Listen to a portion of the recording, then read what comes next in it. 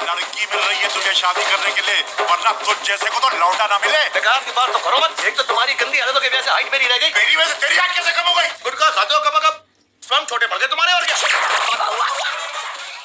दोस्तों, zero film एक छोटी लंबाई के लड़के की कहानी है जिसकी बहुत ख्वाहिशें हैं। उसमें से उसकी एक ख्वाहिश सुपरस्टार लड़की से रोमांस करने की है।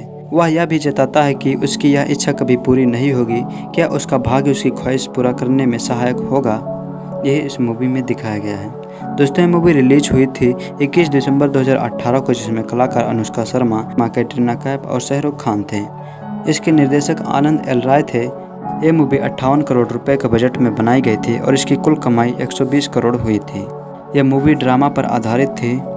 जीरो कहानी है बउआ यानी शाहरुख खान की। मेरठ में पैदा होने वाला बउआ एक अमीर परिवार में पैदा हुआ है। ऐशो आराम में पला बढ़ा, ऊंचाई में जरूर वह मार खा गया, लेकिन मेरठ में रहने वालों ने कभी उसे यह कमी खलने नहीं दी थी। बउआ पूरे 38 साल का हो गया है, लेकिन शादी नहीं हो पाई है। बउआ हिम्मत नहीं हारता और लगातार कोशिश जारी रखता है।